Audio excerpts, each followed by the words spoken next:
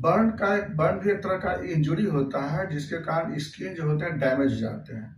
अब तो इसमें तो डिपेंड करता है डिग्री ऑफ बर्न या इंटेंसिटी ऑफ बर्न पे, जो डिपेंड करता है उसके अनुसार होता है ना। जो इंजुरी होते हैं या डैमेज बहुत सारे लेयर हो जाते हैं डैमेज। जैसे आप जानते होंगे जैसे एपिडर्मिस होता है। एपिडर्मिस अगर जल बर्न होते हैं तो 1 डिग्री बोलते हैं। और dermis layer bye bye burn हो जाते हैं, डर्मिस लेयर, तो उसको क्या बोलते हैं 2 डिग्री बोलते हैं। और वहाँ पे हाइपोडर्मिस अगर बर्न हो जाते हैं या डैमेज हो जाते हैं तो क्या बोलते हैं उसको 3 डिग्री बोलते हैं। फासिया और मसल अगर डैमेज हो जाते हैं तो क्या बोलते हैं उसको 4 डिग्री बोलते हैं। उसके साथ बोन अगर डैमेज कर जाते हैं तो उसको लोग 5 डिग्री बोलते हैं। तो इसलिए क्या होता है, तो हम लोग जो है स्किन में जो होता है ना 1 और 2 डिग्री के बारे में बात करते हैं हम लोग स्किन में, यही तो हम लोग क्या करते हैं ठीक कर सकते हैं उसे।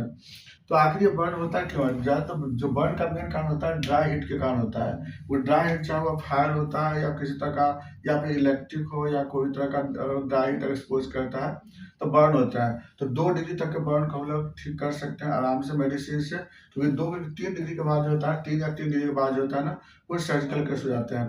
तो हम यहाँ बात करें तो 1 और 2 डिग्री के बारे में बात कर रहे हैं, जिसमें क्या होता है ना स्किन जो होता है वहाँ पर रेड हो जाते हैं, वहाँ पे बर्निंग सेंसेशन होता है, पेन होता है वहाँ पे, और छोटे छोटे ब्लिस्टर बन जाते हैं वहाँ पे। इसके कारण पेशेंट को और भी तरह का कुछ सिम्टम जैसे फीवर वो भी आ सकते हैं मरीज को।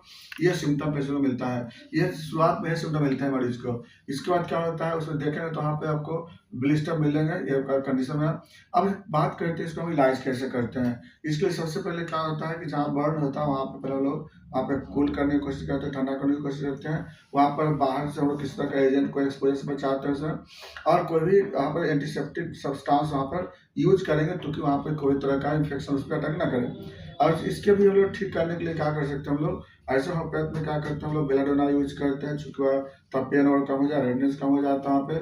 उसके बाद 2-3 दिन के बाद से क्या होता है वहाँ पे सालिसिया यूज करते हैं और कैंथ्रिस मदर टिंचर हम लोग वहाँ पर अप्लाई करते हैं। और प्लस बाद में हो सकता है कैंथ्रिस का क्रीम भी अप्लाई कर सकते हैं।